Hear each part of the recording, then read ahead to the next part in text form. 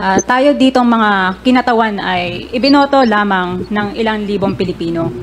Ngunit ang kasama natin ngayon ang Pangulong Duterte, ang most voted Philippine leader ng 2016. At ang kanyang anak, Vice President Sara Duterte, ang most voted Philippine leader naman ngayong 2022.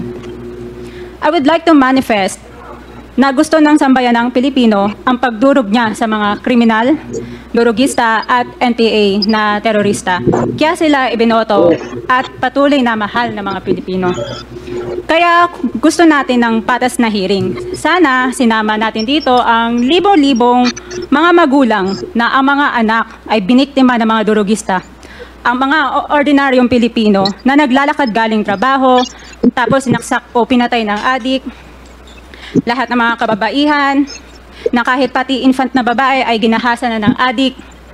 Libo-libo rin ang kanilang mga magulang at mahal sa buhay na wala dito ngayon.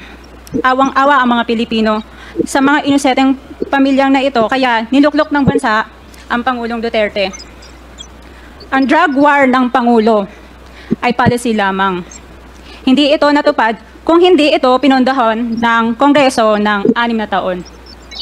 Majority pa nga dito sa mga kinatawan ay naka-Duterte fist pa nung buong 6 na taon eh.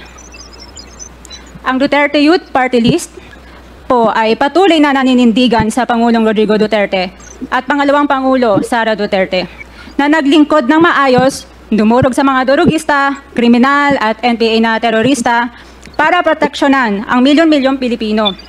Bakit wala nag-iimbestiga dito o nag-iimbita sa atin sa sobrang raming Pilipino na biniktima ng mga durugista?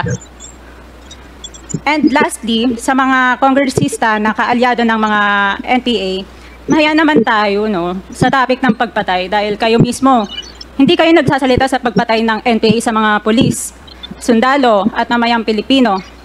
Pati rin po sa mga natitirang resource persons na gusto mag-abogada papuntang ICC, si Attorney Maria Cristina Conti, na kandidato ngayon ng Bayan Muna Party List.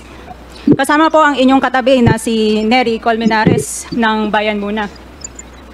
Sa NPA, nire-recruit ang mga kabataan para pabagsakin ang gobyerno at pumatay ng mga pulis, sundalo at tropa ng gobyerno. Hindi nyo naman kinokondena ang pagpatay nila. Ang kinokondena nyo ngayon ay ang dalawang naging most trusted leaders ng bansa na todo effort protektahan ang milyong-milyong mga Pilipino.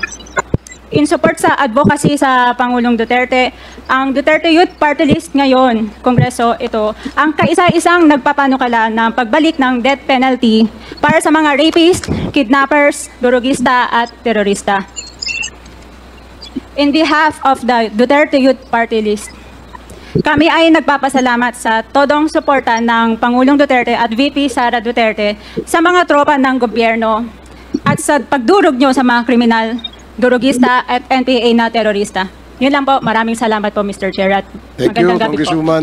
Salamat, Mr. Chair. Bawal po pumalakpak dito kung